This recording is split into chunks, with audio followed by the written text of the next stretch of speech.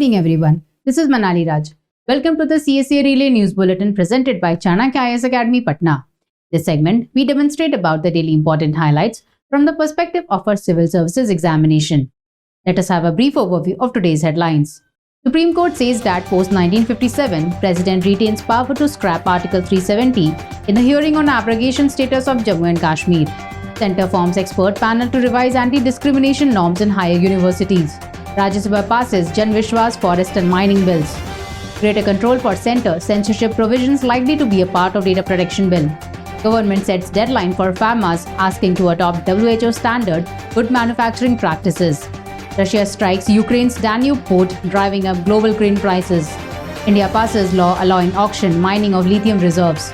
Today's synoptic report is about how UDI is using artificial intelligence to tackle payment frauds. Moving into the details of the news, the Supreme Court raised the question whether the President's power to declare inoperative Article 370 of the Constitution, which granted special status to Jammu and Kashmir, will not continue to hold the field after the dissolution of erstwhile States Constituent Assembly on January 26, 1957. Clause 3 of Article 370 gave the President power to notify the article inoperative or modify it. But a proviso had made it necessary that such a move would have to be recommended by the Jammu and Kashmir Constituent Assembly. Supreme Court observed that a Constituent Assembly is not a permanent body like the Parliament and the Supreme Court. No Constituent Assembly can have an indefinite life, and the Jammu and Kashmir Constituent Assembly was constituted for a specific purpose to draft the Constitution of Jammu and Kashmir. It became functus officio once the Jammu and Kashmir Constitution was framed. This proviso making the Constituent Assembly's recommendation necessary before abrogation has no application. If the proviso ceases to operate, surely the substantive part of Clause 3 in Article 370 will remain. The Union Education Ministry has now constituted an expert committee to revisit its regulations and guidelines on anti-discrimination with respect to the scheduled caste, scheduled tribe, other backward classes, persons with disabilities and other minorities in higher educational institutions. The UGC had taken this step in pursuance of a Supreme Court direction on July 6, where the top court had asked the government to clarify the affirmative steps it had taken to make campuses free of caste discrimination. The committee will revisit the UGC regulations, schemes concerning the SC, ST, OBC, persons with disabilities and the minority communities in higher educational institutions and suggest further remedial measures if required to make non-discriminatory environment for the SC students in higher educational institutions. Notably, the UGC had in 2012 issued the UGC Promotion of Equity in Higher Educational Institutes Regulations 2012.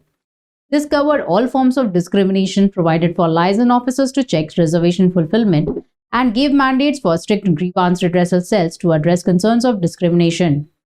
However, these guidelines have not been fully implemented in several higher educational institutions, including a lot of Indian institutes of technology.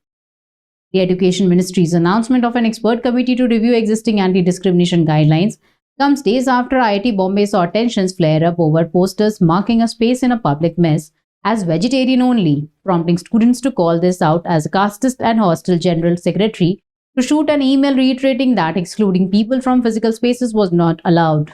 Rajya Sabha passed 3 bills: the Jan Vishwas Amendment of Provisions Bill, Forest Conservation Amendment Bill, Mines and Mineral Development and Regulation Amendment Bill, even as the opposition walked out seeking a debate on the Manipur violence issue. The Rajya Sabha passed the Jan Vishwas Amendment of Provisions Bill 2023 that seeks to promote ease of business by decriminalizing minor offences through amendments in 183 provisions of the 42 Acts. The bill converts many fines to penalties so that the court prosecution would not be necessary to administer punishment and removes imprisonment as a punishment for several offences. All offences under the Post Office Act of 1898 are being removed. It will promote the ease of doing business and said a working group has been formed to take this forward. The bill seeks to amend 183 provisions of 42 acts administered by 19 ministries with the aim of reducing compliance burden on individuals and businesses. Among acts which will be amended through the bill are Press and Registration of Books Act, the Boilers Act, Indian Forest Act, the Drugs and Cosmetics Act. The Upper House also passed the Forest Conservation Amendment Bill 2023, which exempts land within 100 kilometers of India's border from the purview of conservation laws and permits setting up of zoos, safaris and ecotourism facilities in the forest areas. Exempted forest land includes land located within 100 kilometers of international borders, line of control, and the line of actual control, and is proposed to be used for the construction of strategic projects. It also exempts land up to 10 hectares proposed to be used for constructing security-related infrastructure, defense-related projects, or paramilitary forces, camps, and public utility projects, as specified by the Centre, not exceeding 5 hectares in the left-wing extremism-affected area.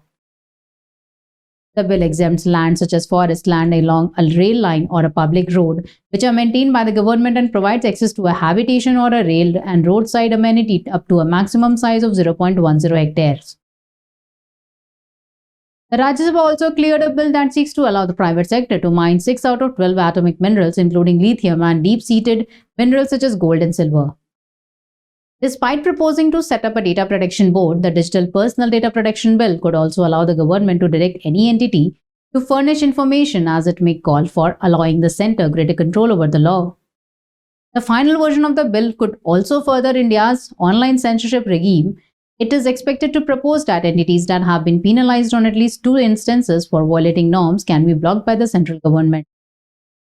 The draft DPDP Bill 2023 is scheduled to be tabled in Parliament in what would be India's second attempt at framing a privacy legislation 6 years after the Supreme Court declared privacy as a fundamental right. The bill, if enacted as a law, will be crucial legislation for the country, which is the largest market for some of the biggest tech companies in the world. The final version of the bill is learned to have retained the contents of the original version of the legislation proposed last year, including those that were red flagged by the privacy experts. Wide-range exemptions for the central government and its agencies remain unchanged. The central government will have the right to exempt any instrumentality of the state from adverse consequences, citing national security, relations with the foreign governments, and maintenance of public order, among other things. It is also expected to state that if any entity is penalized in more than 2 instances, the central government, after hearing the entity, can decide to block their platform in the country. This could add to the pre-existing online censorship regime administered under Section 69A of the Information Technology Act 2000. The bill, while laying down stringent consent norms for entities collecting personal data of individuals, also allows for a leeway for certain legitimate uses, both by the government itself and private entities.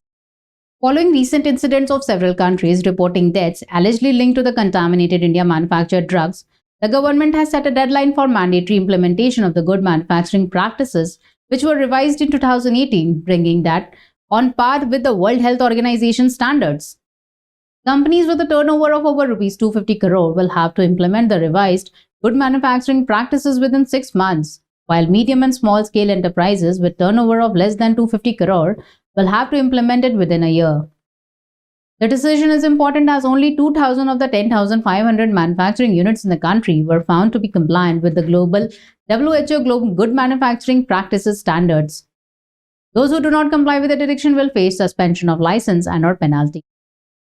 According to officials, this will lead to at least 11 specific changes in the manufacturing process on the ground, including introduction of pharmaceutical quality system, quality risk management, product quality review, and validation of equipment.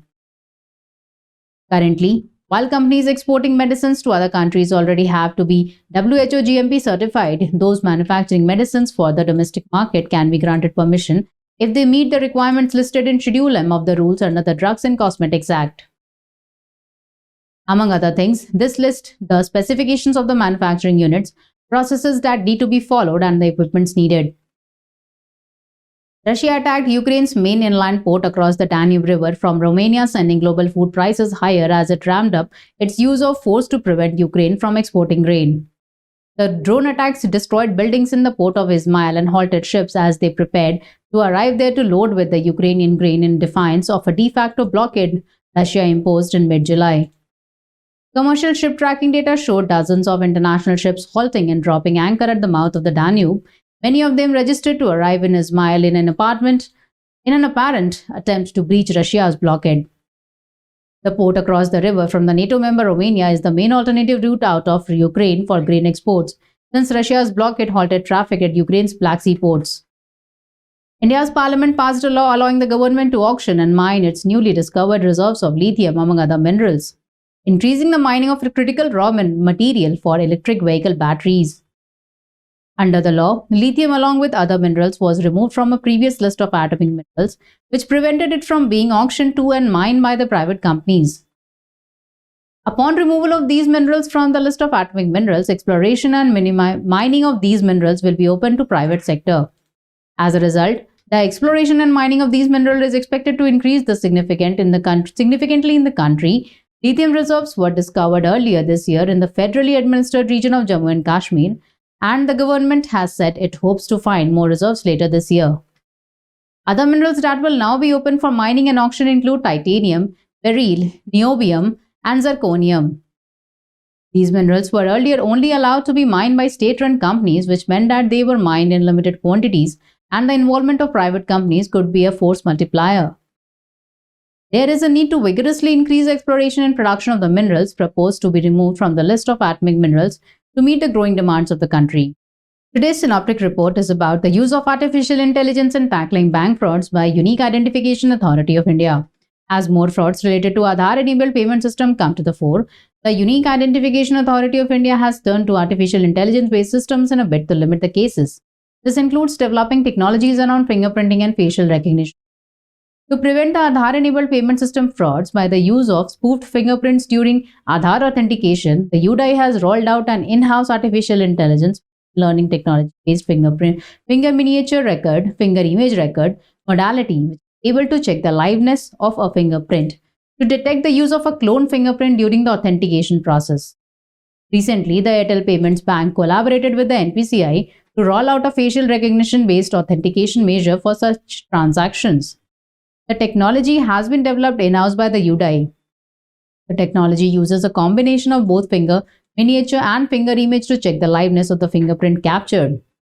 The measure was implemented after instances of people creating fake fingerprints using silicon to siphon off money from unsuspecting individuals. Bank accounts were reported. The problem gets compounded on account of the fact that a large part of the Aadhaar-enabled payment user base is in rural areas. In effect, the AI-based technology is able to identify whether the fingerprint is from a real or a live finger or a cloned one. According to the Home Ministry, in the financial year 2021, 2.62 lakh financial crimes such as money laundering, bribery, corruption and different kinds of frauds were reported. The number jumped to 6.94 lakhs in 2022. Then, according to RBI, payment-related frauds are on the rise in India, that increased to close to 20 millions in financial year 2023. Some government schemes in news. Government kicks off contractual dispute settlement scheme. The centre yesterday launched a settlement scheme for contractual disputes with vendors or suppliers to the government and its undertakings, setting an October 31 deadline for firms to submit their claims for consideration. Finance Minister had announced the scheme termed Vidvad Se Vishwas 2 contractual disputes in this year's union budget. To settle the contractual disputes of government and government undertakings, wherein arbitral award is under challenge in court, a voluntary settlement scheme with standardized terms will be introduced.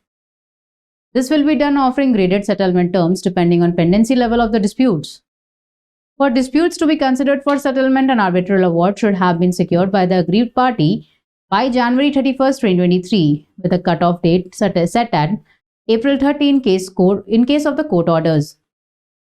The scheme will apply to all domestic contractual disputes where one of the parties is either the Government of India or an organization working under its control.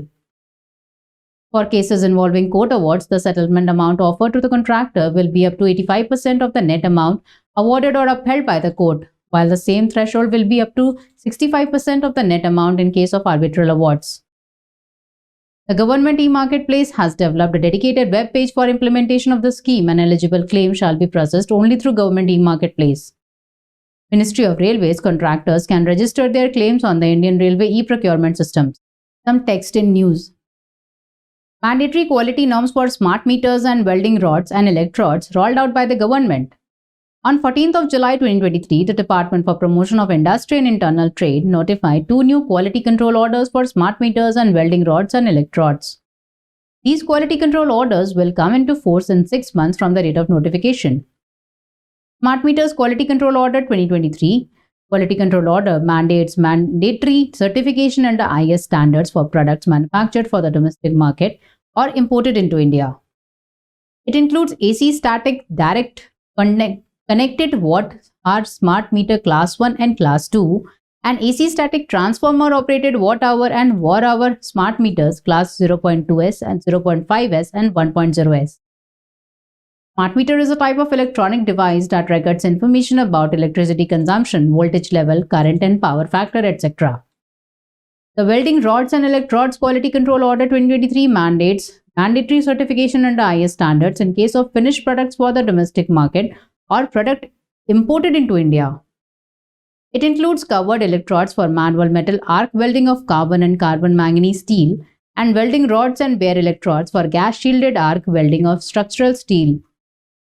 Welding rods are used in shielded metal arc welding. It is also known as stick welding. The quality control ecosystem in India is based on the standards developed by Bureau of International Standards, the national standards body of India. The Quality Control Order is a mandatory certification scheme under which compliance to a specified list of Indian standards applicable to the product concerned is mandated by the central government under various considerations. Rohini Commission constituted for examining the subcategorization of OBCs submitted its report to President. The Rohini Commission for examining the subcategorization in the other backward classes was set up in October 2017. It was headed by Justice G. Rohini. The Commission submitted its report to President Draupadi Murmu after 13 extensions on 31st July 2023.